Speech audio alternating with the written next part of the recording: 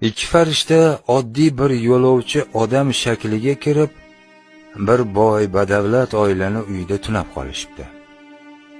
U oila mehmondo'st emas ekan va farishtalarni mehmonxonaga kirgizishni xohlamay, ularga sovuq yerto'ladan joy berishibdi.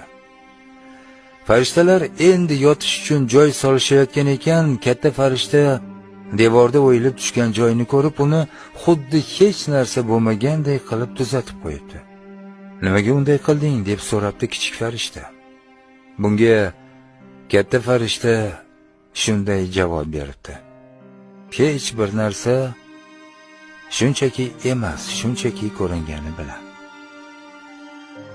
Ertasi kuni ular tunab qolgani kambag'al, lekin mehmondo'st yigit va uning xotinini uyiga kelishibdi. Beri xotin uyida bor narsani farishtalar bilan baham ko'rishibdi va ularga o'z joylarini taklif qilishibdi.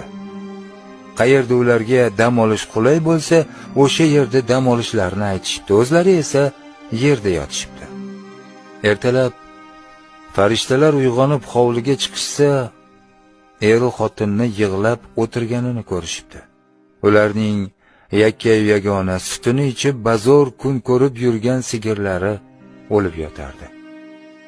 "Nega sen bunday qilding?" so'rabdi kichik farishta katta farishtadan.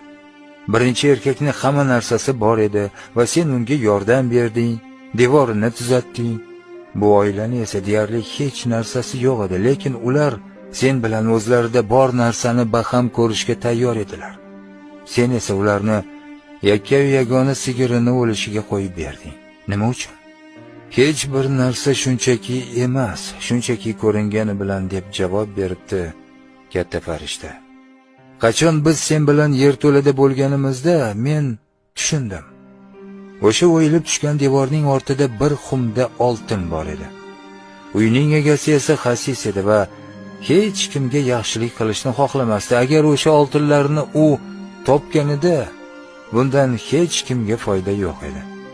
Shuning uchun ham men u devorni tuzatib qo'ydim. Ertasi kuni biz kambag'alning uyida tunab qolganimizda, bu uyga o'lim farishtasi keldi. Kambag'alni xotinini olib ketgani. Men unga sigirni berdim." Qissadan hissa shuki, hech bir narsa shunchaki emas, shunchaki ko'ringani bilan.